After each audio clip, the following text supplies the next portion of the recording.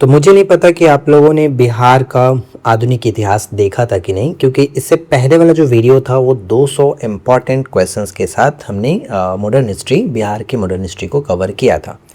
अगर आपने नहीं देखा है तो ये आपकी सबसे बड़ी गलती होगी, आप ज़रूर चेकआउट कर लेना, क्योंकि वो सभी क्वेश्चन आपके इम्पॉर्टेंट पेपर के लिए रहने वाला है। तो चलिए फिर स्टार्ट करते हैं। आज की इस वीडियो में हम देखेंगे बिहार के ज्योग्राफी, स्पेशल बिहार रहने वाला है और बहुत ही अच्छे तरीके से हम कवर करेंगे। तो स्टार्ट करते हैं सबसे पहले प्रश्न से। तो इसमें पहला सवाल आपको देखने को मिलेगा कि बिहार का जो अक्षांशीय और देशांतरीय विस्तार है वो कितना है। तो PYQ में ये क्वेश्चन पूछा जा चुका है, आपने देखा होगा। तो यहाँ पर देखिए, सबसे पहले समझना होगा कि अक्षांशीय और देशांतरीय विस्तार क्या हम कहते हैं, किसे कहते हैं। तो यहाँ पर मैंने एक पिक्चर ले रखा है और जैसा कि हम जानते हैं कि जो भी हमारा दिशा होता है वो इस तरह से डिवाइड किया जाता है, नॉर्थ और साउथ पोल के अकॉर्डिंग। तो बिहार हमारा पड़ता है ऊपर में, जैसे कि आपका 0 डिग्री होता है वो कर्क रेखा होता है और इसके ऊपर ही बिहार स्थित है। तो यहाँ पर मान के चलते कि ये हमारा एक तरह से बिहार है और इसको हमने इस छोटे से मैप को यहाँ पर बड़े में मैप में दिखाया गया, राइट। तो ये तो आपको क्लियर होगा कि ये जो हमारा 0 डिग्री कह सकते हैं देशांतर है, वो तो ग्रीनविच से, इंग्लैंड से गुजरता है, लेकिन भारत हमारा टोटल कहाँ पर पड़ता है वो कुछ इसी तरह से यहाँ पर डिनोट करता है, ठीक है। सॉरी, कर्क रेखा बीचों बीच से होकर के गुजरता है भारत के, तो ये हम इस तरह से मान लेते हैं, राइट। अब अगर ये इस तरह से अगर इसको माना जाता है, अगर ये इंडिया है तो बिहार कहीं ना कहीं यहाँ पर होगा और यहाँ पर है। तो आपको ये भी पता होगा कि 82.5 डिग्री जो होता है वो भारत से गुजरता है, 82.5 डिग्री पूर्वी देशांतर, ठीक है। तो पूर्वी देशांतर मतलब कि हमारा पूर्व में ये तो पड़ता है, इसलिए पूर्वी देशांतर कहते हैं। और ये उत्तर में है इसलिए उत्तरी अक्षांश कहा जाएगा, क्योंकि ये वाला पॉइंट अक्षांश कहलाता है। ये तो समझ में आ रहा होगा आपको। तो सिंपल सा आप ये समझ सकते हो कि जो हमारा बिहार है वो कुछ इस तरह से देखने को मिलता है, जैसे जो अक्षांशीय विस्तार देखने को मिलेगा, मतलब ये वाला जो पॉइंट है और यहाँ ऊपर वाला जो पॉइंट है, यानी अक्षांशीय विस्तार आपका 24 डिग्री 20 मिनट 10 सेकेंड उत्तरी अक्षांश से लेकर के 27, 31, 15 उत्तरी अक्षांश माना जाता है। ये आपको याद रखना है, ठीक है। और इसके साथ जब देशांतरीय विस्तार की बात की जाती है तो ये उत्तरी अक्षांश और आप दोनों याद रखेंगे, और देशांतरीय विस्तार भी याद रख लीजिएगा कि कितना होता है। तो देखिए 83, 19, 50 से लेकर के 88, 17, 40, ये बस आपको एज इट इज़ याद रखना है, क्योंकि देखो पेपर में पूछा जाता है, इसलिए हम यहाँ पर दिखा दे रहे हैं, आपको याद रखना है। और एक प्रश्न पूछा सकता है कि बिहार का जो आकृति है वो लगभग आयताकार देखा जाता है, जैसे कि अगर हम देखेंगे इसको तो कुछ इस तरह से देखने को मिलता है, ठीक है। चलिए फिलहाल बहुत चीज़ें हो गई, हम यहाँ पर बात कर लेते हैं सारी चीज़ों को। तो 24 डिग्री 20 मिनट, बस सिंपल सा मिनट सेकंड इस तरह हटाओ, 24, 20, 10, 27, 31, 15, ये हमारा उत्तरी अक्षांश। और जो देशांतरीय विस्तार की बात करें तो 83, 19, 50 से 88, 17, 40 देशांतर ये देखने को मिलता है। अब इसे रट करके याद करना पड़ता है, तो थोड़ा सा याद रख लीजिएगा। बिहार भारत के पूर्वी भाग में स्थित एक भू अवशेष यानी लैंडलॉक्ड किसे कहते हैं वो भी आपको पता होगा, जिसका जो सीमा है वो समुद्र से टच नहीं होता है, उसको कहा जाता है लैंडलॉक्ड, ठीक है। हिंदी में से भू अवशिष्ट कहा जाता है, इंग्लिश में लैंडलॉक्ड कहा जाता है। राज्य है और इसका कुल भौगोलिक जो क्षेत्रफल है वो 94,163 वर्ग किलोमीटर होता है, ये आपको पता होगा। साथ ही साथ ये याद रखना है कि जो संपूर्ण भारत के क्षेत्रफल का लगभग 2.86% होता है, ठीक है। मतलब बिहार का जो क्षेत्रफल है पूरे भारत के क्षेत्रफल का 2.86% है। उत्तर से दक्षिण में इसकी लंबाई 345 किलोमीटर और पूर्व से पश्चिम की लंबाई जो है 483 किलोमीटर है। तो ये दोनों भी हमने यहाँ पर मैप में दिखाया था आपको, 345, 483, ये दोनों भी याद रख लेना है, राइट। अब देखो एक एक्स्ट्रा पॉइंट में है कि बिहार क्षेत्रफल की दृष्टि से भारत का 12वां सबसे बड़ा राज्य और केंद्र शासित प्रदेशों में मिलाकर के देखा जाए तो 13वां बन जाएगा। तो इसी तरह से सारे प्रश्न हम देखेंगे, तो वीडियो काफ़ी इंटरेस्टिंग रहने वाला है। तो वीडियो को लाइक ज़रूर करके रखो और चैनल को सब्सक्राइब कर लीजिएगा, इस तरह की और भी आपको वीडियो देखने को मिलेगा। सेकंड आता है कि बिहार का समुद्र तल से औसत ऊंचाई कितनी है। देखो अगर मीटर में कहा जाए तो 53 मीटर, फीट में कहा जाए तो 173 फीट, दोनों में से जो भी हो याद रख लेना। बिहार का अधिकांश भाग गंगा के मैदानी क्षेत्र के अंतर्गत आता है और समुद्र तल से इसकी कम ऊंचाई के कारण मानसून के समय यहाँ नदियों में जलस्तर तेजी से बढ़ता है, जिससे राज्य में बाढ़ की स्थिति उत्पन्न हो जाती है। बिहार का धरातलीय जो है वो ढाल की बात करें तो उत्तर पश्चिम से दक्षिण पूर्व की ओर देखने को मिलता है, ठीक है। ये याद रख लीजिएगा, हो सकता है पेपर में हमें कथन के रूप में देखने को मिल सके। अगला सवाल क्या बनता है, नेक्स्ट प्रश्न है कि बिहार के किस जिले की सीमा जो है, किस जिले की सीमा नेपाल तथा पश्चिम बंगाल दोनों से लगती है। तो चलो हम यहाँ पर एक मैप देखते हैं और उस मैप में देखेंगे कि किस तरह से हमारा जो जिला है वो कौन से साथ साझा होता है। जैसे कि अगर पड़ोसी देश की बात करें तो नेपाल के साथ टोटल बिहार के 7 जिले साझा होते हैं, ये याद रखना है। और उसी तरह से झारखंड राज्य के साथ 8 जिले साझा होते हैं, उत्तर प्रदेश के साथ भी 8, और पड़ोसी जो है हमारा राज्य पश्चिम बंगाल के साथ 3 जिले साझा होते हैं। और प्रश्न में यहाँ पर देखने को मिल रहा था कि किस जिले की सीमा नेपाल और पश्चिम बंगाल दोनों के साथ साझा होता है। तो यहाँ पर कह सकते हैं जो किशनगंज हमारा वो नेपाल के साथ भी टच होता है और पश्चिम बंगाल के साथ भी टच होता है। तो लिख दिया हमने किशनगंज, जो किशनगंज है नेपाल और बंगाल दोनों के साथ साझा होता है। साथ ही साथ कटिहार भी कुछ इसी तरह से कंडीशन होता है, जैसे कटिहार वेस्ट बंगाल और झारखंड दोनों राज्यों के साथ होता है, लेकिन ऊपर वाला में था कि एक देश के साथ और एक राज्य के साथ, ये इसलिए इंपॉर्टेंट हो जाता है। ठीक है, झारखंड कब अलग हुआ था ये आपको पता होगा, 15 नवंबर 2000 ईस्वी को अलग हुआ था। उत्तर प्रदेश के साथ 8 जिले साझा होते हैं। पटना जो ऐसा जिला है जहां पर इसके 9 जिलों के साथ सीमा साझा होती है, मतलब पटना सबसे ज़्यादा अपने पड़ोसी जिलों के साथ साझा करने वाला जिला एक तरह से देखा जाता है। किशनगंज वाला क्लियर हो गया मैटर। किशनगंज बिहार का सबसे पूर्वी जिला भी है और यह उत्तर में नेपाल और पूर्व में पश्चिम बंगाल के दार्जिलिंग और उत्तर दिनाजपुर जिलों के साथ सीमा साझा करता है। किशनगंज बिहार में सर्वाधिक वर्षा प्राप्त करने वाला जिला भी है, ये भी याद रखिएगा। नेक्स्ट आता है कि क्या कह रहा है कि बिहार का कौन सा जिला सबसे अधिक जिलों के साथ सीमा साझा करता है। तो अभी जस्ट हमने देखा कि सबसे अधिक जो है वो पटना जो है वो 9 जिलों के साथ साझा करता है, और वो 9 जिले कौन कौन से हैं तो ये आप याद रख लेना। बिहार में गंगा जो है वो गंगा के किनारे भी ये तरह से याद रखना कि 12 जिले स्थित हैं। ठीक है, ये ध्यान रखेंगे 12 जिले स्थित हैं। नेक्स्ट कह रहा है कि बिहार के कितने जिले नेपाल के साथ अंतर्राष्ट्रीय सीमा बनाते हैं। तो नेपाल के साथ हमने देखा था कि टोटल 7 जिले अपने साथ सीमा को साझा करते हैं।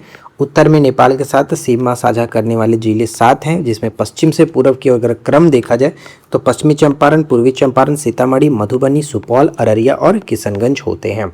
ठीक है, नेपाल के साथ बिहार के अंतर्राष्ट्रीय जो सीमा की लंबाई है वो 601 किलोमीटर होता है, ये याद रखने वाली बात हो जाती है। यानी टोटल यहाँ से जो ये सीमा साझा होती है वो 601 किलोमीटर के साथ साझा होती है और टोटल 7 जिले साझा होते हैं। ठीक है, आगे बढ़े। इसके बाद नेक्स्ट सवाल कह रहा है कि बिहार के कितने जिले झारखंड के साथ अपनी सीमा साझा करते हैं। तो हमने देख लिया कि टोटल 8 जिले, जिसमें अगर देखा जाए तो रोहतास, औरंगाबाद, गया, नवादा, जमुई, बांका, भागलपुर और कटिहार।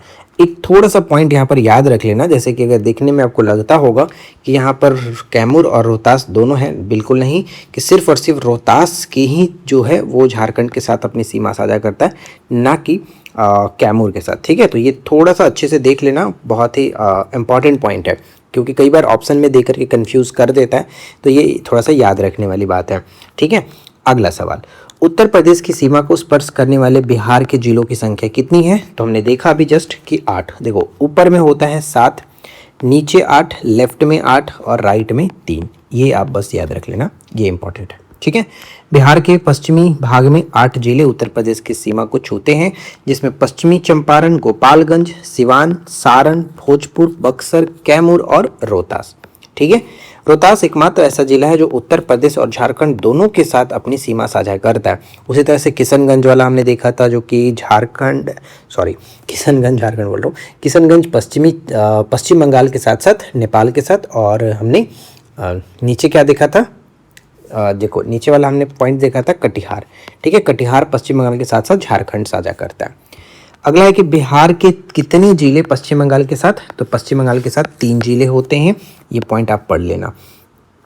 बिहार को प्राकृतिक संरचना के आधार पर मुख्य रूप से कितने भागों में बांटा गया है। तो संरचना के आधार पर कह सकते हैं 3 भागों में, जिसमें शिवालिक का पर्वतीय क्षेत्र, बिहार का विशाल मैदान और दक्षिणी पठार के क्षेत्र में बांटा जाता है। जैसे कि शिवालिक जो पर्वतीय क्षेत्र है उत्तर पश्चिमी चंपारण में स्थित है। विशाल गंगा मैदान नदी द्वारा 2 भागों में उत्तरी और दक्षिणी मैदान के रूप में विभाजित होता है, जबकि दक्षिणी पठार भाग छोटा नागपुर पठार का उत्तरी सिरा के रूप में जाना जाता है।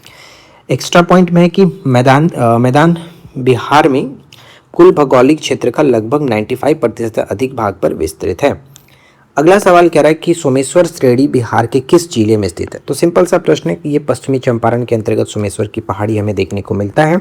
और इसके लिए हम एक और मैप देखते हैं, जैसे कि देखो ये हमने सोमेश्वर पहाड़ी श्रेणी की दिखाया है, ये यहाँ पर पड़ता है, ठीक है, ये पश्चिमी चंपारण के अंतर्गत। ये हमारे नोट्स का फॉर्मेट है। अगर आपको बिहार स्पेशल का नोट्स चाहिए जिसमें आपको सभी स्टैटिक टॉपिक कभी कवर कराए गए हैं तो आप जा करके हमारे एप्लीकेशन चेकआउट कर सकते हो, ठीक है। अब देखो कि सोमेश्वर श्रेणी शिवालिक हिमालय का बाहरी श्रृंखला का हिस्सा है जो कि बिहार और नेपाल के बीच प्राकृतिक सीमा का निर्माण करती है। इसकी सर्वोच्च जो चोटी है वो सोमेश्वर यानी शिवालिक की सर्वोच्च चोटी एक तरह से कह सकते हो सोमेश्वर किला है, मतलब सोमेश्वर की पहाड़ी के अंतर्गत सोमेश्वर किला, जिसकी ऊंचाई 874 मीटर होता है और यह बिहार का सबसे ऊंचा भौगोलिक बिंदु के रूप में भी जाना जाता है।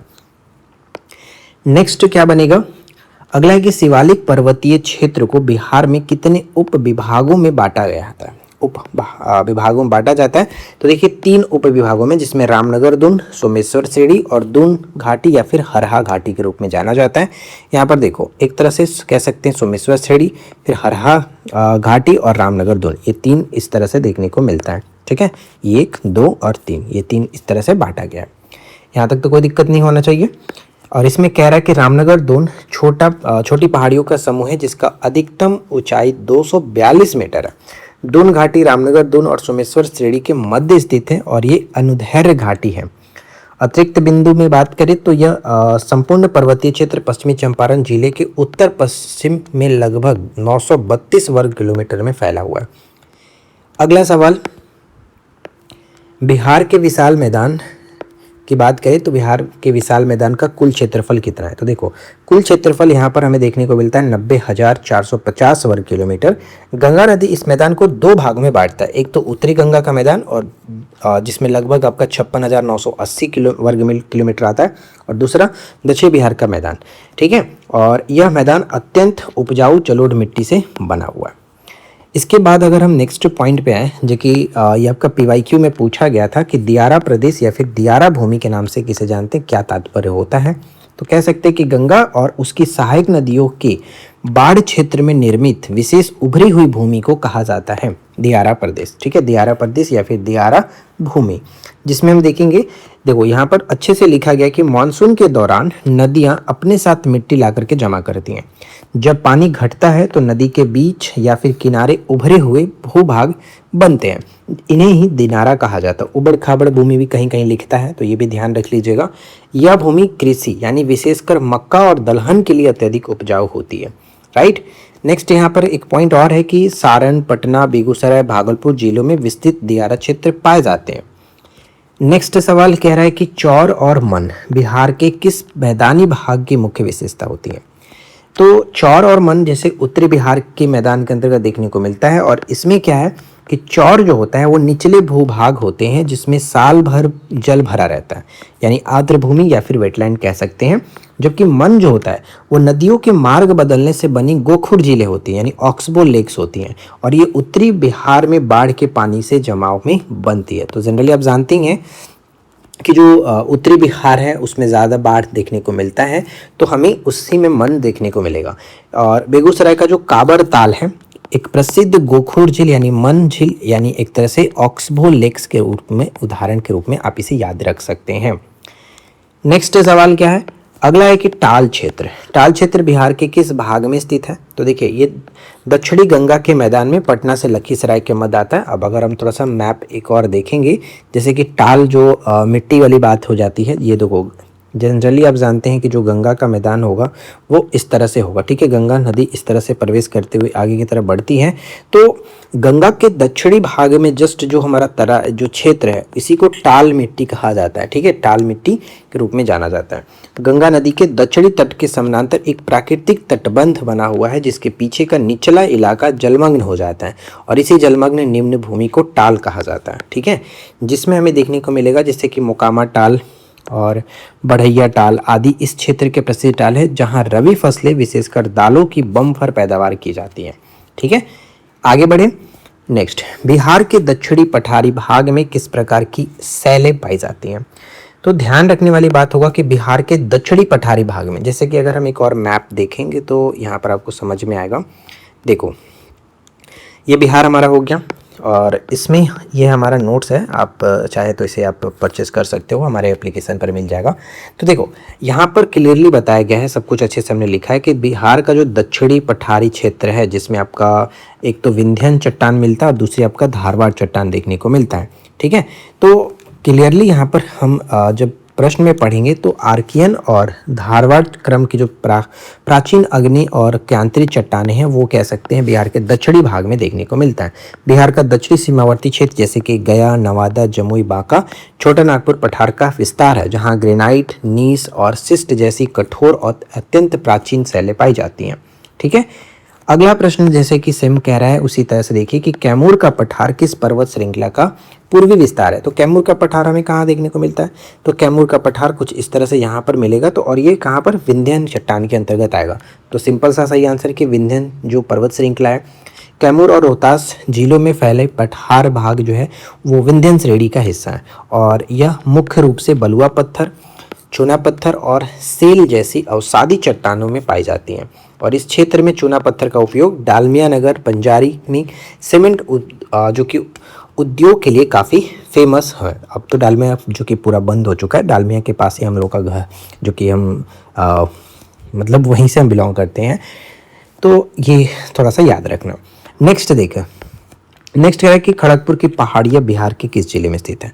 खड़गपुर की पहाड़ी ये आपका मुंगेर जिला में स्थित है और एक खड़गपुर पश्चिम बंगाल में IIT खड़गपुर है। तो फिलहाल हम पोस्टेड वहीं पर है खड़गपुर में, लेकिन ये हमारा बिहार का खड़गपुर की बात की जा रही है कि बिहार के खड़गपुर की पहाड़ी ये मुंगेर जिले में पड़ता है। ठीक है, खड़गपुर की पहाड़ी जो है धारवाड़ क्रम की चट्टानों से निर्मित है। खास करके ये याद रखना है, ये पहाड़ियाँ मुंगेर से लेकर के जमुई जिले तक फैली हुई है और अपने गर्म पानी के झरने के लिए काफ़ी प्रसिद्ध ये रूप में माना जाता है। खड़गपुर पहाड़ियों में क्वार्टजाइट और स्लेट जो कि पत्थर प्रचुर मात्रा में मिलते हैं। हमने एक चीज़ आपको बताया था कि गैरो का क्वार्टर में नहीं जाना चाहिए, मतलब जो क्वार्टजाइट है वो खास करके कहाँ मिलता है, मुंगेर के अंतर्गत देखने को मिलता है। राइट, अच्छा अगला सवाल जो कि पेपर में पूछा जा चुका है PYQ में, कि इसमें ब्रह्मयोनी पहाड़ी पूछा गया था। प्रीतशिला और रामशिला पहाड़ियाँ किस जिले में स्थित है, तो ये गया में स्थित है। और PYQ में पूछा गया था कि ब्रह्मयोनी पहाड़ी किस जिले में पड़ता है, तो ये आपका गया याद में रखना है कि गया जिले की कई छोटी छोटी अवशिष्ट पहाड़ियाँ स्थित है, जिसमें प्रेतशिला, रामशिला और ब्रह्मयोनी ये धारवाड़ काल की नीस और ग्रेनाइट चट्टानों से बनी हुई स्थित है। ठीक है, धार्मिक दृष्टिकोण से फल्गु नदी के किनारे स्थित ये पहाड़ियाँ पिंडदान के लिए भी काफ़ी प्रसिद्ध मानी जाती है। बिहार की आकृतियाँ सामान्यतः कैसी है, तो देखो बिहार की आकृतियाँ आयताकार है, हमने स्टार्टिंग में ही बात किया था। और यहाँ पे कह सकते हैं कि यह बिहार का मानचित्र देखा जाए तो इसकी पूर्व पश्चिम चौड़ाई 483 किलोमीटर और उत्तर से दक्षिण की लंबाई जो है वो 345 किलोमीटर के अनुपात से इसे लगभग एक आयताकार आकृति प्रदान करता है। बिहार का उत्तर पूर्वी हिस्सा थोड़ा जो कि संकरा है। नेक्स्ट सवाल, बिहार का सबसे उत्तरी जिला कौन सा होता है, तो सबसे उत्तर में हम जानते हैं कि पश्चिमी चंपारण देखने को मिलेगा। तो ये आपको याद रखना, सिंपल सा है, आपको याद होगा, जैसे कि पश्चिमी चंपारण सबसे उत्तरी जिला हो गया। सबसे पूर्वी जिला अगर आपसे पूछ लिया तो फिर हम कहेंगे कि किशनगंज हमारा सबसे पूर्वी जिला होता है। सबसे दक्षिणी पूछ लिया जाता है तो दक्षिणी में आपको गया याद रखना है। उसी तरह से जैसे गया जो है बिहार का सबसे गर्म और सबसे ठंडा जिला के रूप में भी जाना जाता है। और सबसे ज़्यादा जो वर्षा वाला होगा, जो सबसे ज़्यादा वर्षा होता है वो किशनगंज के अंतर्गत देखने को मिलेगा। बिहार का सबसे पश्चिमी जिला कौन सा हो जाएगा, तो कैमूर पश्चिमी जिला के अंतर्गत। जैसे कि अगर आप मैप देखोगे तो ये आपका हिस्सा जो है वो सबसे इधर आपका सबसे पश्चिमी में आता है, तो वो आपका हो जाएगा कैमूर भगुआ। ठीक है, कैमूर जिला बिहार के सुदूर पश्चिम में स्थित है, उत्तर प्रदेश और मध्य प्रदेश की सीमा के समीप है। कैमूर में करकटगढ़ और तिलहर कुंड जैसे प्रसिद्ध जलप्रपात भी स्थित है। नेक्स्ट है प्रश्न, क्या कह रहा है कि बिहार का सबसे पूर्वी जिला, ये हमने बात कर चुका है किशनगंज, तो इसके बारे में तो ज़्यादा बताने की जरूरत नहीं है। चाय की खेती के लिए बिहार के किशनगंज काफ़ी फेमस है। नेक्स्ट आता है कि बिहार के कितने जिले किसी भी अन्य राज्य या फिर देश के साथ सीमा को नहीं छूते हैं, तो देखिए टोटल बिहार के 38 जिलों में से, जिसमें से 13 जिले ऐसे हैं जो कहीं ना कहीं किसी और के साथ टच नहीं होते हैं। बिहार के 38 में से 25 जिले या तो नेपाल से या फिर पड़ोसी राज्यों से सीमा साझा करते हैं। शेष 13 जिले अंदरूनी भाग में स्थित हैं, जैसे कि अरवल, जहानाबाद, मधेपुरा, सहरसा, ये किसी और राज्य या फिर पड़ोसी देश के साथ नहीं सजते हैं, नहीं मतलब नहीं सटते हैं। ठीक है, ये ध्यान में रखेंगे। अगला कह रहा है कि बिहार का कुल भौगोलिक क्षेत्रफल कितने वर्ग किलोमीटर है, तो 94,163 वर्ग किलोमीटर, और जो कि कुल देश के क्षेत्रफल का 2.86% हो जाता है। अगला सवाल है कि भीमबंध जो अभयारण्य है किस पहाड़ी में स्थित है, तो भीमबंध बहुत बार पूछा जाता है। भीमबंध याद रखिएगा कि आपका मुंगेर के अंतर्गत खड़गपुर की पहाड़ी में स्थित है भीमबंध, ठीक है। भीमबंध वन्यजीव अभयारण्य मुंगेर जिले के खड़गपुर पहाड़ी में घने जंगलों में स्थित है और यहाँ कई प्राकृतिक गर्म पानी के स्रोत स्थित है। यहाँ का जल जो है सल्फर और अन्य खनिजों की उपस्थिति के कारण औषधीय गुणों से युक्त माना जाता है। बराबर की पहाड़ी की बात करते हैं, जैसे कि आप याद रखेंगे किस जिले में स्थित है, तो ये आपका पड़ता है जहानाबाद जिले में, ठीक है। बराबर की पहाड़ियाँ ग्रेनाइट चट्टानों से बनी प्राचीन पहाड़ियाँ हैं। सम्राट अशोक और उनके पौत्र दशरथ ने यहाँ आजीवक संप्रदाय के संतों के लिए गुफाएं जैसे कि सुदामा गुफा, कर्ण चौपर का निर्माण कराया था। इसे भारत के सबसे पुरानी मानव निर्मित गुफा वास्तुकला के रूप में माना जाता है, ठीक है। वास्तुकला के रूप में इसे देखा जाता है। अगला है कि बिहार के मैदानी भाग का ढाल औसतन कितना प्रति किलोमीटर है, ये बहुत अच्छा सवाल रहेगा। देखो लगभग 6 सेंटीमीटर प्रति किलोमीटर, मतलब हर 1 किलोमीटर पर लगभग 6 सेंटीमीटर का ढाल देखने को मिलता है। बिहार का मैदान अत्यधिक मंद ढाल वाला समतल क्षेत्र है। ढाल बहुत कम होने के कारण नदियों का प्रवाह धीमा हो जाता है, जिससे मानसून में नदियाँ गाद जमा करती हैं और अपना मार्ग बदलती हैं। अगला है कि दुमका संप्रदाय मैदान, ध्यान रखिएगा दुमका संप्रदाय मैदान का विस्तार बिहार के किस भाग में है, तो ये आपका देखने को बांका और जमुई किस दक्षिणी जो कि सीमांत में। संप्रदाय मैदान यानी कि जो पेनीप्लेन है अपर्दन चक्र की अंतिम अवस्था में बनने वाला समतल मैदान होता है। बांका और जमुई के दक्षिण में स्थित पठारी अवशेष इसी प्रकार के अपर्दित धरातल का हिस्सा माना जाता है। देखो एक छोटा पॉइंट लिखा गया कि यहाँ छोटी छोटी अवशिष्ट पहाड़ियाँ पाई जाती है जिसे मोनाडनॉक, ठीक है, मोनाडनॉक कहा जाता है। अगला है कि भावर क्षेत्र बिहार के किस जिले में पाया जाता है, तो भावर क्षेत्र जो है वो पश्चिमी चंपारण के अंतर्गत, और ये देखिए कि शिवालिक पहाड़ियों के ठीक नीचे कंकड़ पत्थरों से युक्त पतली पट्टी को भावर कहा जाता है। शिवालिक से उतरने वाली नदियाँ इसी क्षेत्र में कंकड़ पत्थर के नीचे छुप जाती हैं। और भावर क्षेत्र के दक्षिण में तराई क्षेत्र स्थित होता है जहां नदियां पुनः धरातल पर प्रकट होती हैं। अगला सवाल, बिहार का तराई क्षेत्र किस सीमा के समानांतर फैला हुआ है, तो भारत नेपाल सीमा के समानांतर जो तराई क्षेत्र है, तो आपको पता ही होगा किसे कहते हैं। ये देखो ये जो तराई क्षेत्र होता है इसी को कहा जाता है, ये जो है तराई क्षेत्र, मतलब दिख रहा है ना कि मिट्टी ये कुछ इस तरह से है, तो इसी को तराई क्षेत्र कहा जाता है, राइट। तराई क्षेत्र दलदली नमी युक्त घने जंगलों वाला क्षेत्र होता है जो कि पश्चिमी चंपारण से लेकर के किशनगंज तक नेपाल सीमा के साथ साथ एक पतली पट्टी के रूप में देखने को मिलता है। अगला सवाल क्या कह रहा है, नेक्स्ट है कि नवीन जलोढ़ मिट्टी को बिहार में किस स्थानीय नाम से जाना जाता है, तो देखिए नवीन जलोढ़ मिट्टी, नया जो होगा उसे खादर कहते हैं। और इसे मैंने कई बार आपको याद कराया था कि खान बापू, अगर आप याद रखोगे बापू मतलब कि खादर नई और बापू मतलब जो है बांगर पुरानी को कहा जाता है, तो खान बापू से याद रहेगा।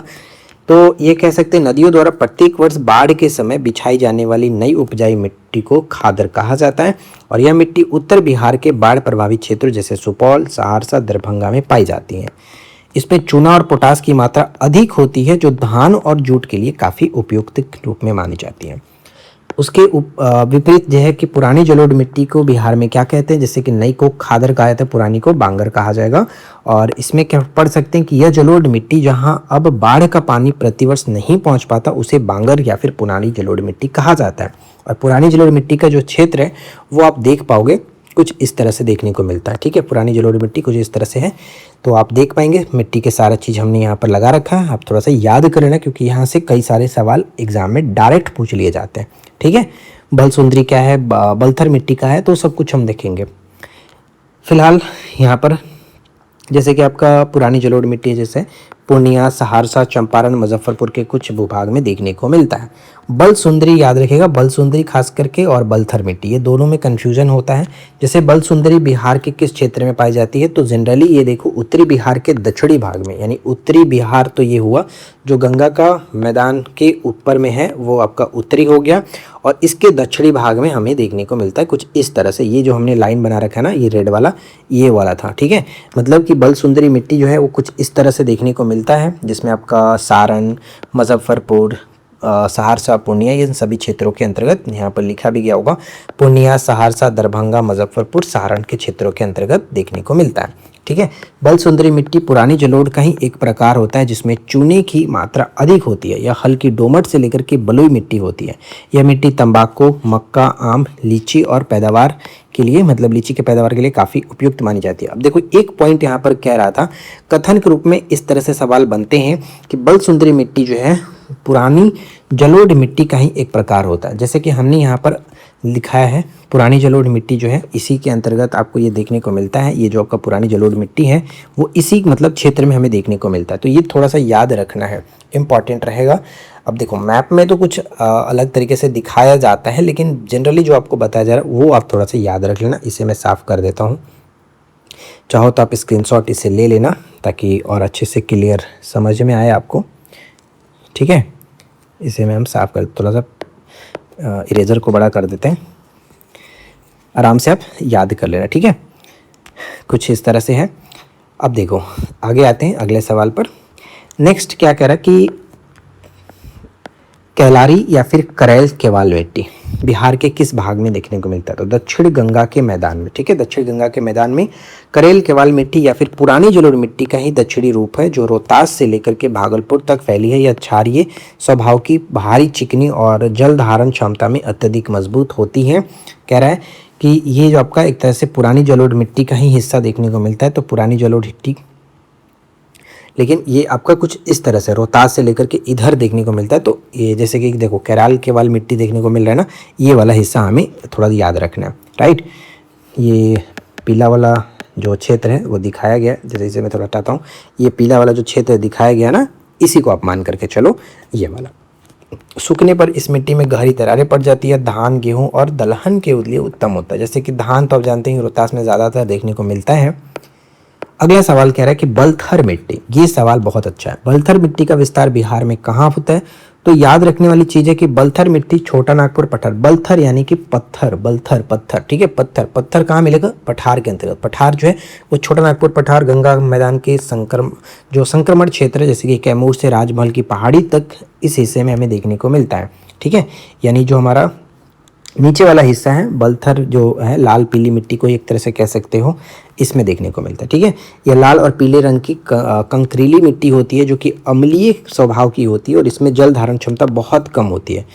वैसे तो पत्थर है तो फिर इसमें जल धारण क्षमता होगा कहाँ से? यह कम उपजाऊ होती है। पत्थर है तो उपजाऊ ऐसे भी नहीं होगा। इस मिट्टी में मुख्य रूप से मोटा अनाज जैसे कि कुर्थी, बाजरा, मक्का, ये सब देखने को मिलता है। अगला सवाल क्या कर रहा है कि लाल पीली मिट्टी बिहार के किन जिलों में मुख्य रूप से पाई जाती है? तो लाल जो है पीली, एक तरह से जमुई, बांका, गया, नवादा, औरंगाबाद, ये सब क्षेत्र में देखने को मिलता है। ठीक है, यह मिट्टी ग्रेनाइट और नीस चट्टानों के विघटन से बनी होती है। लोहे के ऑक्साइड की उपस्थिति के कारण इसका रंग लाल होता है, जबकि जल योजित होने पर यह पीली दिखाई देने लगती है। कॉप मिट्टी के नाम से किसे जानते हैं? देखिए, कॉप मिट्टी का सर्वाधिक जमाव बिहार के किस नदी बेसिन में? तो गंगा नदी बेसिन में है। हिमालय और दक्षिण पठार से आने वाली नदियों द्वारा लाई जाने वाली अवसादों के निरंतर निक्षेपण से इस जो उपजाऊ कॉप या फिर जलोढ़ मिट्टी का निर्माण होता है। मतलब कॉप या फिर जलोढ़, ये ध्यान रखिएगा।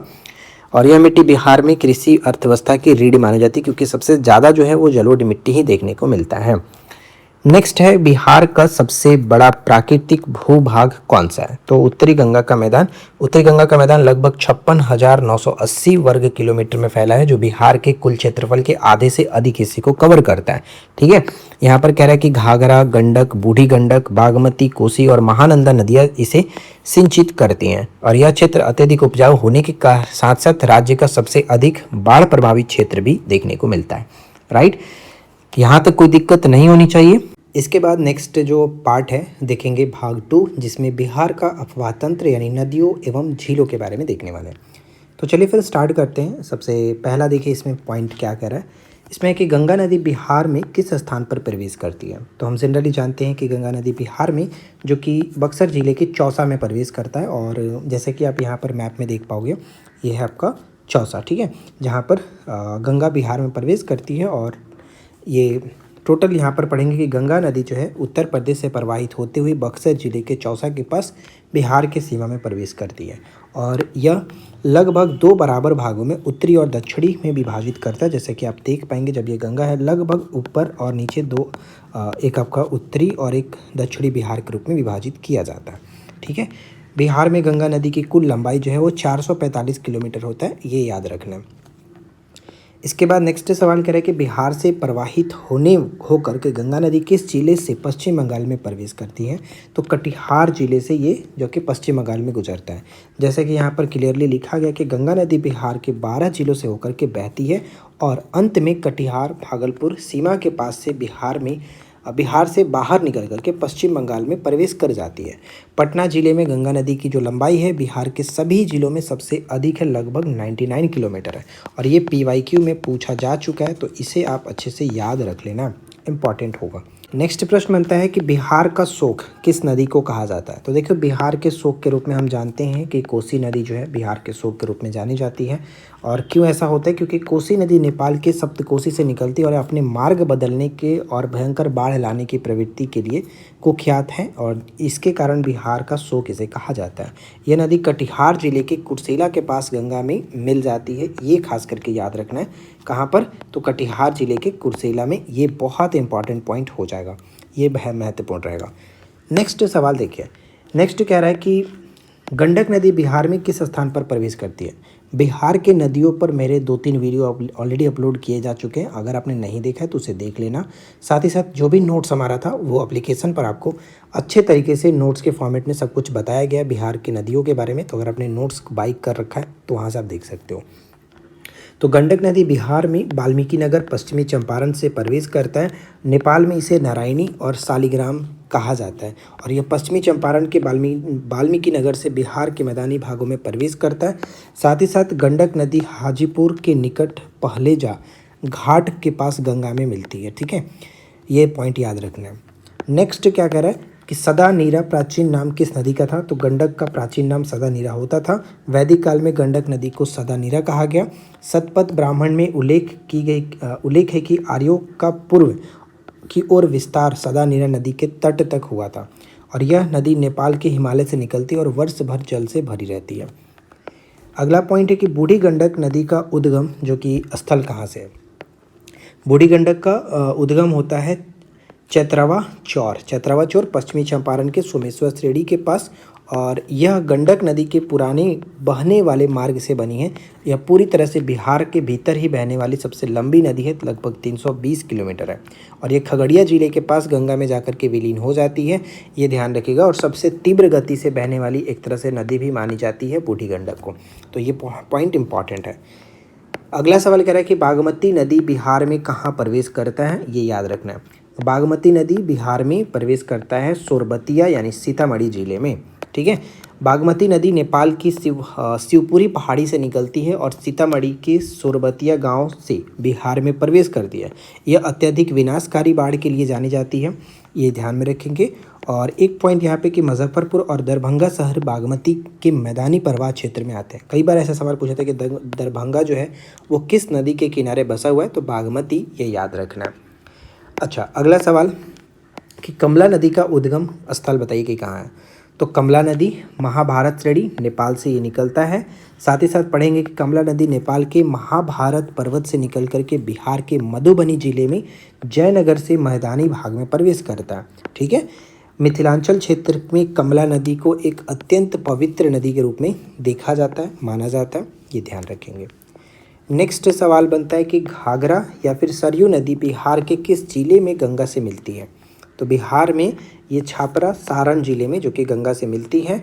साथ ही साथ घाघरा नदी मानसरोवर के पास मापचा चुंगो हिमनद से निकलती है।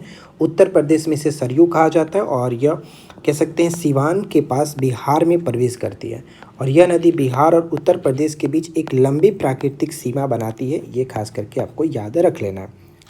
नेक्स्ट सवाल देखिए सोन नदी का उद्गम स्थल कहाँ है? तो सन नदी का उद्गम अमरकंटक की पहाड़ी से मध्य प्रदेश में निकलता है।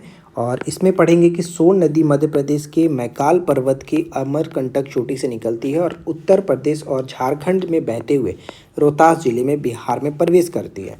सोन नदी पटना के पास मनेर में के गंगा में मिल जाती है। तो ये भी याद रखिएगा, कहाँ पर? मनेर के में। अगला पॉइंट, नेक्स्ट सवाल है कि सोन नदी पर निर्मित बिहार की सबसे पुरानी नहर प्रणाली कौन सी है? तो देखिए सोन नहर है, ठीक है, सोन नहर है। सोन नहर का निर्माण अंग्रेजों द्वारा 1874 में डेहरी, यानी जो डेहरी ऑन सोन है मेरा खुद का जो रेलवे स्टेशन, वहाँ पर, खुद का मतलब कि मेरा स्टेशन नहीं है, मतलब मेरे पास का सबसे जो नियरेस्ट रेलवे स्टेशन है वो डेहरी ऑन सोन, ठीक है, में कराया गया था। और यह दक्षिण पश्चिम बिहार शाहबाद क्षेत्र के लिए वरदान साबित हुआ। इसे पूर्वी सोन नहर और पश्चिमी सोन नहर दो मुख्य धाराओं में बांटा गया है। अगला पॉइंट बनता है हमारा कि पुनपुन नदी बिहार में कहाँ प्रवेश करती है? ये ध्यान रखिएगा, औरंगाबाद जिले में। पुनपुन नदी पलामू पठार झारखंड से निकल करके बिहार के औरंगाबाद जिले में प्रवेश करती है। यह उत्तर पूर्व की ओर बहते हुए पटना के पास फतुहा में गंगा में मिलती है। ध्यान में रखना है कि हिंदू धर्म ग्रंथों में पुनपुन को एक पवित्र नदी यानी कीकट या फिर बामागढ़ी, ठीक है, बामागढ़ी के रूप में वर्णित किया जाता है। ये नाम याद रखिएगा, ठीक है। अगला सवाल बनता है कि फल्गु नदी किन दो धाराओं के मिलने से बनता है? तो ये निरंजना यानी लीलांजन और मोहाना, ये दो नदियों के मिलने से बनता है। गया के पास निरंजना और मोहाना धाराओं के संगम के बाद इसे फल्गु कहा गया है। ग्रीष्म काल में यह सूखी रहती है लेकिन बालू के नीचे पानी प्रवाहित होता रहता है। और इसी नदी यानी निरंजना नदी के तट पर महात्मा बुद्ध को ज्ञान की प्राप्ति भी हुई थी। कर्मनाशा के बारे में तो पता ही है। कर्मनाशा नदी बिहार के किस स्थान पर गंगा में मिलती है? तो ये कह सकते हैं चौसा, बक्सर में। कर्मनाशा नदी विंध्याचल की पहाड़ी कैमूर से निकलती है और इसे भारतीय परंपरा में अशुभ या फिर अधार्मिक नदी माना जाता है, जिसके पानी को छूना मतलब अशुभ माना जाता है। और ये पॉइंट कह सकते हैं यह नदी उत्तर प्रदेश और बिहार के बीच सीमा का निर्धारण करता है, ठीक है। अगला पॉइंट देख लीजिए, नेक्स्ट आता है कि काबर ताल, ठीक है। काबर ताल बिहार के किस जिले में स्थित है? बहुत ही महत्वपूर्ण है, इंपॉर्टेंट रहेगा, बेगूसराय में पड़ता है। और काबर ताल एशिया की सबसे बड़ी मीठे पानी की एक गोखुर झील मानी जाती है, ठीक है। गोखुर यानी ऑक्सबो झील है और यह गंडक, बूढ़ी गंडक के पुराने मार्ग से बनती है। इसे 2020 में बिहार का पहला रामसर स्थल के रूप में घोषित किया गया था। उम्मीद करता हूँ ये आपको याद होगा, ठीक है। अच्छा, आप एक प्रश्न मुझे और बताइए कि ये जैसे कि बिहार का पहला रामसर स्थल था, तो ये भारत का कौन से नंबर का रामसर स्थल के रूप में शामिल किया गया था? फटाफट कमेंट करके बताइएगा, ठीक है। आगे देखते हैं। अगला पॉइंट बनता है कि कुशेश्वर जो स्थान झील है बिहार के किस जिले में स्थित है? कुशेश्वर स्थान झील, तो ये दरभंगा जिले में स्थित है। यह झील कमला, बागमती, कोसी नदियों के जल भराव से बनती है। शीत ऋतु में यहाँ बड़ी संख्या में साइबेरियन पक्षी और अन्य प्रवासी पक्षी आते हैं और 1972 में ये पक्षी अभ्यारण्य भी घोषित किया जा चुका था, कुशेश्वर स्थान झील। गोगाबिल झील बहुत महत्वपूर्ण, बिहार के किस जिले में स्थित है? ये कई बार सवाल में पूछा गया है, पीवाईक्यू में आपने देखा होगा। तो कटिहार जिले में गोगाबिल पड़ता है। गोगाबिल झील, जिसे गोगादेव भी कहा जाता है, कटिहार में स्थित एक प्रसिद्ध झील और पक्षी अभ्यारण्य है। यह गंगा और महानंदा नदी के मोड़ों से बनती है। साथ ही साथ इसमें ध्यान रखें कि बिहार का पहला जो कि सामुदायिक रिजर्व माना जाता है, कम्युनिटी रिजर्व घोषित किया गया था, ठीक है। अगला पॉइंट देखने को मिलेगा जिसमें हम कह सकते हैं सिमरी बख्तियारपुर झील किस जिले में पड़ता है? तो ये सहरसा जिले में, सिमरी बख्तियारपुर सहरसा जिले में। सिमरी बख्तियारपुर झील सहरसा जिले में स्थित एक महत्वपूर्ण आर्द्र भूमि है और यह कई छोटी छोटी झीलों जैसे सर्दियों, कुंभी, बाहा आदि का समूह माना जाता है। और इसमें हम ये पॉइंट कह सकते हैं कि इसका निर्माण कोसी नदी के मार्ग परिवर्तन के कारण हुआ है, ठीक है। अगला सवाल नेक्स्ट बनता है अनुपम झील किस वन्यजीव अभ्यारण्य में स्थित है? अनुपम झील ये कैमूर वन्यजीव अभ्यारण्य में पड़ता है। कैमूर के अंतर्गत अनुपम झील कैमूर जिले के पहाड़ियों के बीच एक अत्यंत सुंदर प्राकृतिक झील है। यह पर्यटकों और वन्यजीवों के लिए एक प्रमुख जल स्रोत के रूप में माना जाता है। यह झील इको टूरिज्म के रूप में विकसित की जा रही है। जो कि सबसे ज़्यादा पूछा जाने वाला प्रश्न आपके सामने है कि ककोलत जलप्रपात। ककोलत जलप्रपात बिहार के किस जिले में स्थित है? तो नवादा जिले में। ककोलत जलप्रपात नवादा जिले में जो कि लोहागढ़ी पहाड़ी पर स्थित है। ये पहाड़ी भी याद रखिएगा, हो सकता है पूछ लिया जाए कि कहाँ किस पहाड़ी पर स्थित है, तो लोहागढ़ पहाड़ी पर स्थित है और इसकी ऊंचाई 150 से 160 फीट है। यह बिहार का सबसे प्रसिद्ध जलप्रपात के रूप में माना जाता है। गर्मी के दिनों में यहाँ पर्यटकों की भारी जो कि भीड़ उमड़ती रहती है। धुआं कुंड और मंझर कुंड, ठीक है, धुआं कुंड और मंझर कुंड जलप्रपात कहाँ स्थित है? बहुत पहले गया था मैं मंझर कुंड पर, एक्चुअली ये सासाराम रोहतास जिले में पड़ता है। धुआं कुंड और मंझर कुंड जलप्रपात रोहतास की काव नदी और पहाड़ियों पर स्थित है। यहाँ राखी पूर्णिमा के दिन काफ़ी मतलब अच्छा मेला लगता है और इन प्रपातों से जल विद्युत उत्पादन की भी अपार संभावना मानी जाती है। अगला देखिए, नेक्स्ट बनता है तिलहर कुंड। तिलहर कुंड जलप्रपात किस जिले में स्थित है? ये वह भी आपका पीवाईक्यू में ही है।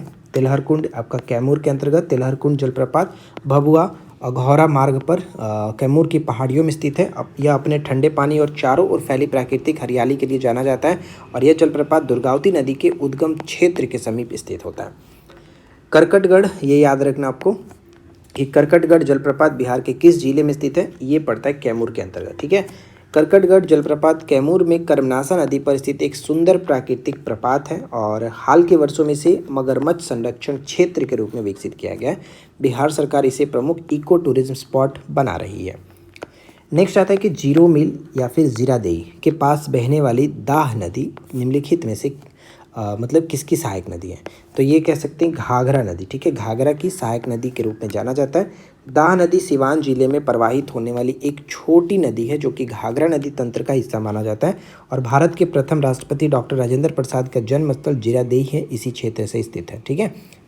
आगे बढ़े, अगला सवाल, बिहार का सर्वाधिक गर्म जलकुंड सूरज कुंड जो कि कहाँ स्थित है? तो ये याद रखिएगा राजगीर नालंदा में स्थित है और राजगीर में कई गर्म जल के झरने कुंड स्थित है जिसमें सूरज कुंड सबसे गर्म माना जाता है, लगभग 87 डिग्री सेल्सियस माना जाता है और यहाँ सप्तधारा या फिर 7 धाराएं भी निकलती हैं। और एक पॉइंट कि इन जल कुंडों का पानी गंधक से युक्त होता है जो कि त्वचा रोगों के लिए लाभकारी मानी जाती है। अगला है कि लक्ष्मण कुंड, ठीक है, लक्ष्मण कुंड या फिर सीता कुंड गर्म जल स्रोत किस जिले में स्थित है? तो ये आपका मुंगेर जिले में पड़ता है।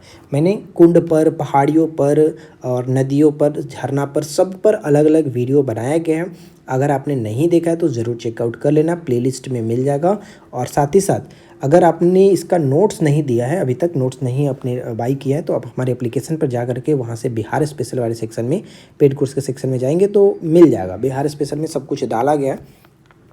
देखिए, मुंगेर के खड़गपुर पहाड़ी क्षेत्र में लक्ष्मण कुंड, सीता कुंड, रामेश्वर कुंड और गौमुख कुंड जैसे प्रसिद्ध गर्म पानी के जो कि चश्मे स्थित है। लक्ष्मण कुंड का तापमान करीब 62 डिग्री सेल्सियस के आसपास रहता है। महानंदा नदी बिहार में किस जिले में प्रवेश करती है? तो ये आपका किशनगंज जिले में प्रवेश करता है और यहाँ पर पढ़ेंगे कि महानंदा नदी पश्चिम बंगाल के दार्जिलिंग पहाड़ियों यानी महालदी राम पहाड़ी के रूप में भी जाना था, दार्जिलिंग पहाड़ी को निकलती है और किशनगंज जिले में बिहार में प्रवेश करती है।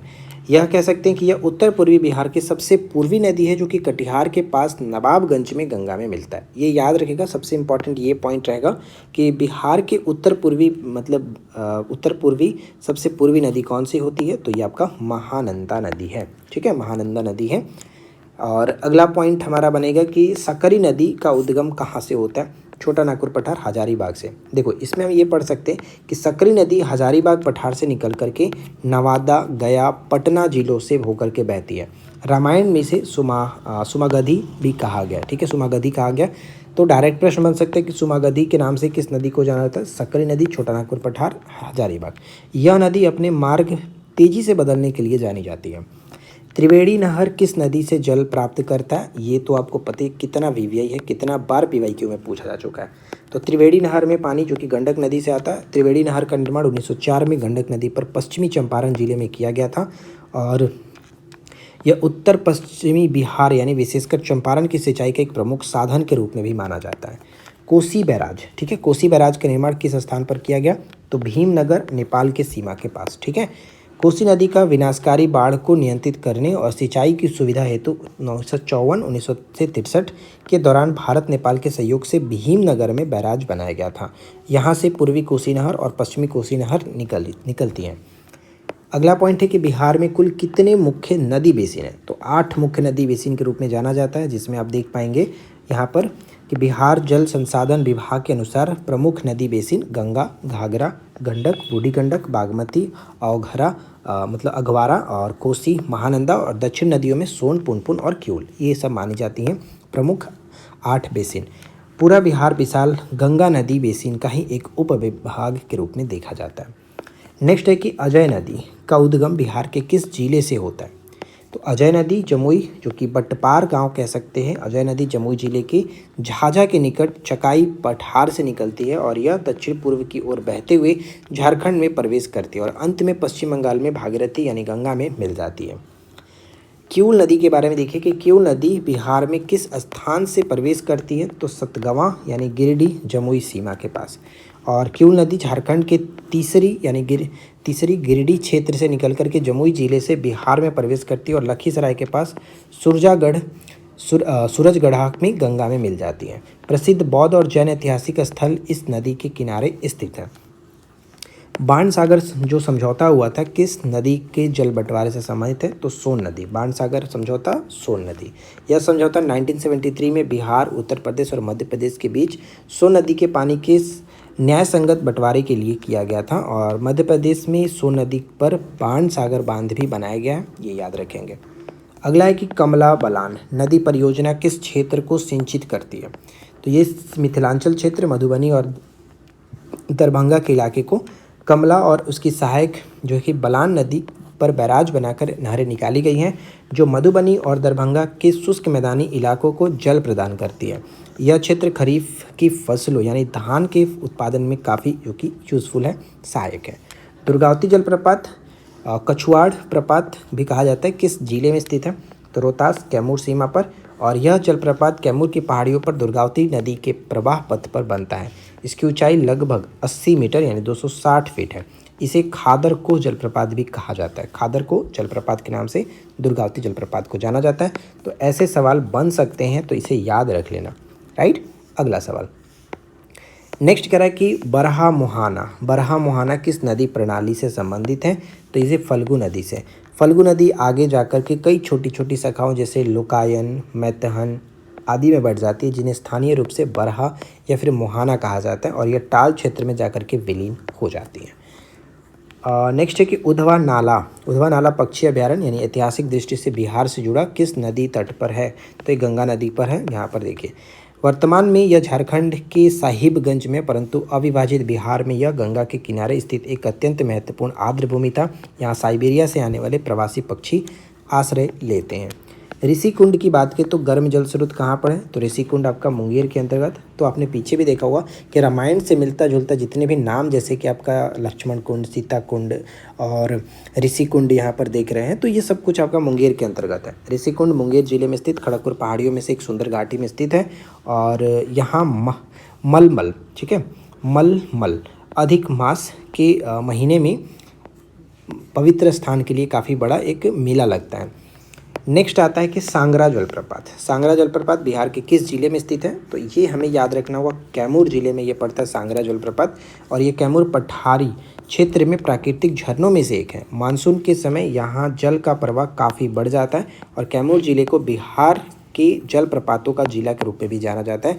तो ये एक तरह से इम्पॉर्टेंट पॉइंट बन जाता है कि जलप्रपातों का जिला बिहार के किस जिले को जाना जाता है? तो कैमूर जिले को ये खास करके याद रखना है, ठीक है। देखिए इसके बाद नेक्स्ट जो हमारा पार्ट है वो है पार्ट 3, जिसमें देखेंगे बिहार की जलवायु, मानसून एवं मृदा। तो काफ़ी इंपॉर्टेंट है, ध्यान से समझिएगा। जैसे कि क्वेश्चन नंबर 81 है कि बिहार में किस प्रकार की जलवायु पाई जाती है। तो हमने नोट्स में आपको सब कुछ अच्छे से कराया हुआ है, साथ में हमने कोपेनहेगन वाला भी मैटर आपको सबसे से बताया है। फिलहाल देखिए कि बिहार की जो जलवायु है उपोष्ण कटिबंधीय मानसूनी जलवायु होती है। बिहार कर्क रेखा के उत्तर में स्थित है, इसलिए यहाँ उपोष्ण कटिबंधीय जलवायु का प्रभाव देखने को मिलता है। कोपेन के जलवायु वर्गीकरण के अनुसार बिहार का अधिकांश भाग CWG यानी शुष्क शीत ऋतु वाली मानसूनी प्रकार के अंतर्गत आती है। राज्य के उत्तरी पूर्वी हिस्से को AW यानी आर्द्र उपोष्ण वर्ग में रखा जाता है। अच्छा, एक पॉइंट मैं आपको दिखाना चाहता हूँ, जैसे कि अगर पूछा जा सके कि कौन से जलवायु के अकॉर्डिंग जो क्षेत्र है वो कौन सा संकेतक होता है, तो यहाँ पे आप देख पाएंगे जैसे कि कोपेनहेगन के अकॉर्डिंग जो बताया गया है कि उत्तरी बिहार जो होता है वो CWG के अंतर्गत आता है और दक्षिणी बिहार AW के अंतर्गत आता है, ठीक है।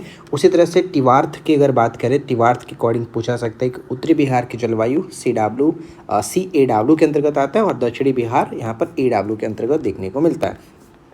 उसी तरह से थार्नवेट के बारे में भी याद कर लीजिएगा कि उत्तर पश्चिमी संकीर्ण क्षेत्र CB-W के अंतर्गत और शेष बिहार CA-W के अंतर्गत आता है। मेनली जो पेपर में पूछा जाता है वो आपसे मैक्सिमम जो ज़्यादा चांसेस है वो 80% जो कि प्रश्न पूछा जाता है कोपेनहेगन वाला, और बाकी के जो 20% मैं कहूँगा कि टिवार्थ वाला याद रख सकते हो। लेकिन जनरली जो मेनली पूछा जाता है वो आपका कोपेनहेगन से ही पूछा जाता है, तो ये खास करके याद रखेंगे कि उत्तर बिहार को इन्होंने CWG के अंतर्गत रखा है और जो साउथ बिहार है इसको इन्होंने EW के अंतर्गत रखा है। ये खास करके याद रखना है। चलिए, इसके बाद नेक्स्ट क्या आता है कि बिहार में मुख्य रूप से कितनी ऋतु पाई जाती हैं? तो 3 ऋतु हैं, ग्रीष्म, वर्षा और शीत ऋतु। ग्रीष्म ऋतु मार्च से जून तक, वर्षा ऋतु जून के मध्य से अक्टूबर तक और शीत ऋतु नवंबर से फरवरी तक देखने को मिलता है। ठीक है, इसमें हम एक पॉइंट और देख सकते हैं कि अक्टूबर नवंबर के महीने को मानसून के लौटने का जो संक्रांति काल माना जाता है। अगला सवाल है कि बिहार में मानसून का आगमन सामान्यतः किस तिथि के आसपास होता है? तो ये आपका 10 से 15 जून के मध्य में बिहार में मानसून देखने को मिलता है। बिहार में वर्षा मुख्य रूप से दक्षिण पश्चिम मानसून की बंगाल की खाड़ी की शाखा से होती है और मानसून सबसे पहले उत्तर पूर्वी जिले किशनगंज में प्रवेश करता है और सबसे ज़्यादा वर्षा भी हम जानते हैं किशनगंज में ही होता है। पूरे राज्य में जून के तीसरे सप्ताह तक मानसून पूरी तरह से सक्रिय हो जाता है। राइट, अगला सवाल नेक्स्ट कह रहा है कि बिहार में सर्वाधिक वर्षा किशनगंज में, जो कि आप यहाँ पे देख पाएंगे। यहाँ औसत वार्षिक जो वर्षा 180 से 200 सेंटीमीटर तक होता है। हिमालय के निकट होने के कारण यहाँ पर्वतीय वर्षा का भी अधिक प्रभाव देखने को मिलता है। नेक्स्ट है कि बिहार में सबसे कम वर्षा किस जिले में दर्ज की जाती है? तो औरंगाबाद और अरवल के अंतर्गत देखने को मिलता है सबसे कम। दक्षिण पश्चिमी बिहार का औरंगाबाद जिला और मानसून के दोनों शाखाओं के प्रभाव से दूर पड़ जाता है और यहाँ औसत वर्षा करीब 70 से 80 सेंटीमीटर के आसपास ही हो पाती है। कम वर्षा के कारण यह जिला अक्सर सुखाड़ का सामना भी कर पाता है। नेक्स्ट है कि ग्रीष्म ऋतु में बिहार के पूर्वी भागों में चलने वाले तीव्र आर्द्र हवाओं और वर्षा को क्या कहा जाता है? तो इसे नार्वेस्टर या फिर काल बैसाखी कहते हैं। अप्रैल और मई के महीनों में बंगाल की खाड़ी से उठने वाली नमी युक्त हवाएं स्थानीय चक्रवाती तूफानों को जन्म देती हैं, जिन्हें नार्वेस्टर या फिर नार्वेस्टर जनित वर्षा कहा जाता है। अतिरिक्त पॉइंट में देखा जाए तो यहाँ पर एक बात याद रखेंगे कि यह वर्षा आम और जूट की फसलों के लिए बहुत लाभदायक होती है, इसलिए इसे आम्रवृष्टि यानी मैंगो सावर भी कहा जाता है। ये तो आपको पता ही होगा। अगला सवाल है कि ग्रीष्म काल में बिहार के मैदानी भागों में चलने वाली गर्म और शुष्क हवा को क्या कहते हैं? तो इसे हम लोग लू के नाम से जानते हैं।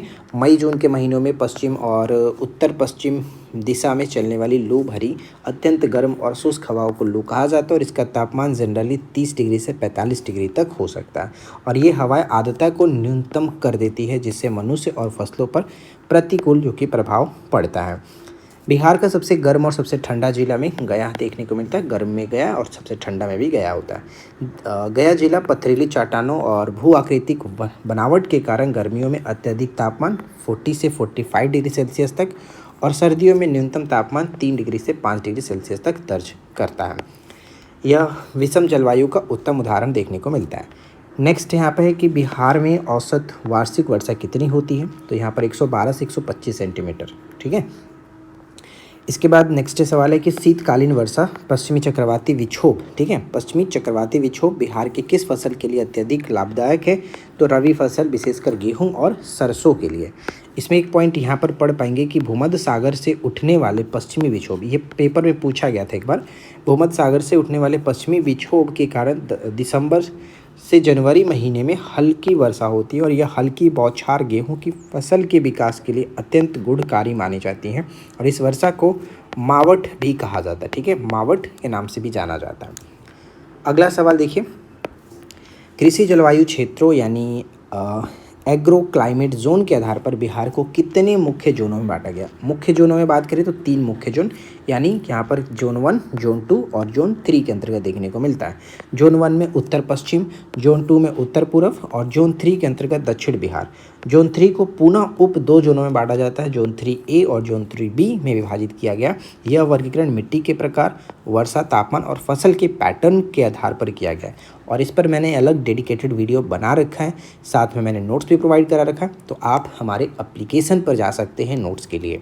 ठीक है, चलिए अगला सवाल है, कह रहा है कि एग्रो क्लाइमेट जोन 1 के अंतर्गत बिहार के कितने ज़िले आते हैं। देखो इस पर मैंने डेडिकेटेड वीडियो बनाया है, इसलिए हम फिलहाल यहाँ पर ज़्यादा डिस्कस नहीं कर रहे हैं, बस आपको ओवरऑल मोटा मोटी बता दे रहे हैं कि क्या क्या चीज़ें हैं।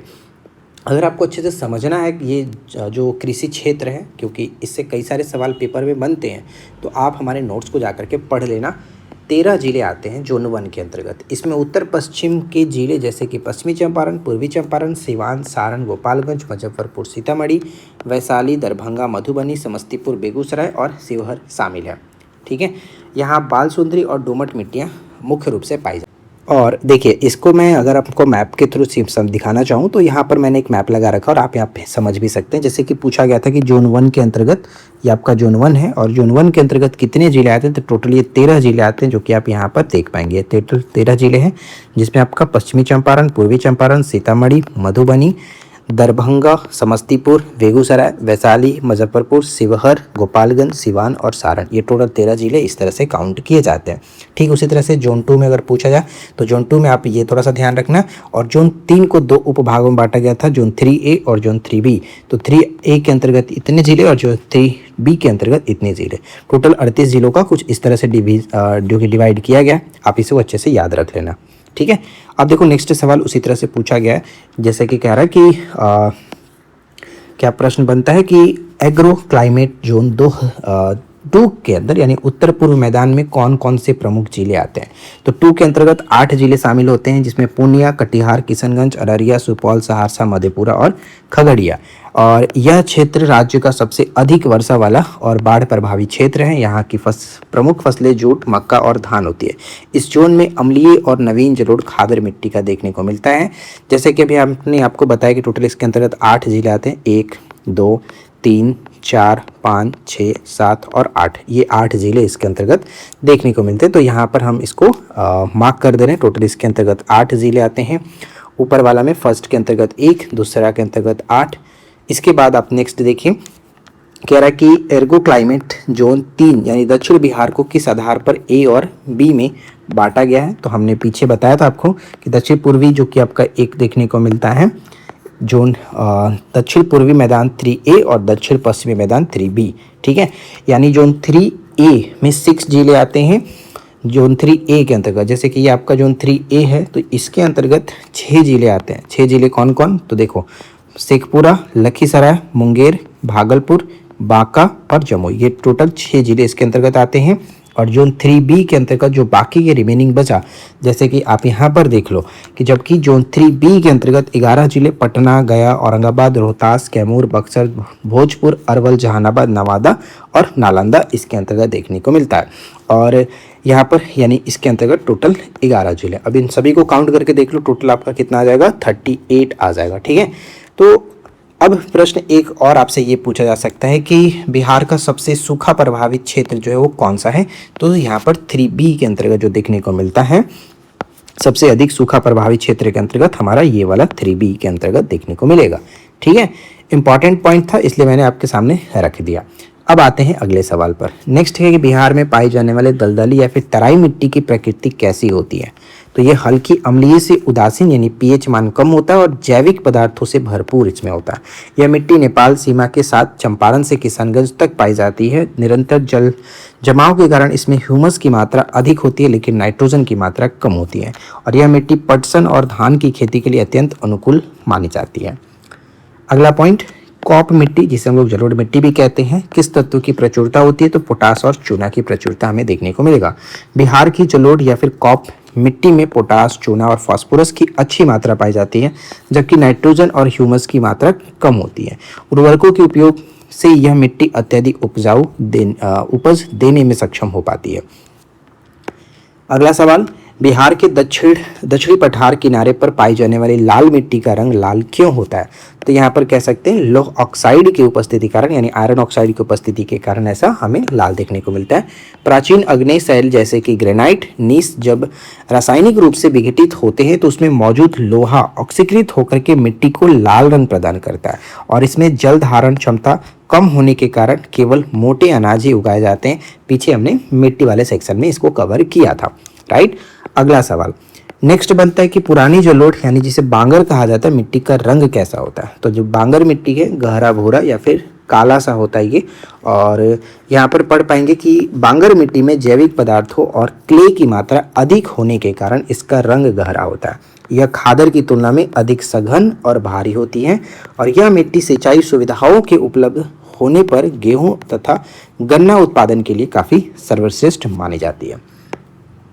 अगला है कि भाट मिट्टी बिहार के किस जिले में विशेष रूप से पाई जाती है। तो ये आपका सिवान और गोपालगंज कह सकते हैं। गंडक नदी के पुराने कॉप निक्षेपों से बनी चूना युक्त सफ़ेद हल्के भूरे रंग की मिट्टी को भाट मिट्टी कहा जाता है और चूने की प्रचुरता के कारण यह मिट्टी जो कि गन्ने की खेती के लिए काफ़ी सर्वोत्तम मानी जाती है। तो ये थोड़ा याद रखना कि गन्ने की खेती के लिए जो कि भाट मिट्टी जो है वो किसके लिए, गन्ने के लिए, ठीक है। अच्छा, अगला सवाल, बिहार में सबसे कम वर्षा वाला महीना कौन सा होता है। तो इसमें देखिए नवंबर और दिसंबर। मानसून के पूरी तरह लौट जाने के बाद नवंबर और दिसंबर में आकाश साफ रहता है और हवाएं शुष्क होती हैं, जिससे राज्य में नामात्र की वर्षा होती है। इस समय सापेक्षिक आर्द्रता न्यूनतम हो जाती है। देखिए गाइस, यहाँ पर हमने इस पूरे 200 क्वेश्चन को दो पार्ट में देखेंगे, जैसे हमने मॉडर्न हिस्ट्री वाला देखा था। तो ये हमारा फर्स्ट पार्ट रहेगा। उम्मीद है कि आप लोगों को आज का ये वीडियो डेफिनेटली पसंद आएगा। पसंद आया हो तो पता ये करना क्या है, वीडियो को लाइक करना है, अपने दोस्तों के साथ शेयर भी कर देना है। और इस तरह की और वीडियो देखने के लिए आप हमारे चैनल के साथ जुड़ सकते हैं, सब्सक्राइब करके रखिए। और हम मिलते हैं आपके साथ इसी प्रकार के नेक्स्ट वीडियो में। ये जो PDF है वो आपको टेलीग्राम पर मिल जाएगा, मतलब सेम PDF जिस पर हमने अभी लिखा हुआ है, ये PDF आपको टेलीग्राम में हम डाल देंगे। तो फटाफट टेलीग्राम ज्वाइन करके रखिए, नीचे लिंक दिया गया टेलीग्राम का, वीडियो के नीचे डिस्क्रिप्शन चेक कर सकते हो, जा करके ज्वाइन कर लीजिएगा और ये PDF आपको मिल जाएगा। बाकी मॉडर्न हिस्ट्री वाला भी PDF हमने वहाँ पर अपलोड कर दिया, आप उसे देख सकते हो। तो बस आज के इस वीडियो में इतना ही, मिलते हैं नेक्स्ट क्लास में। Thanks for watching, keep learning, have a good day.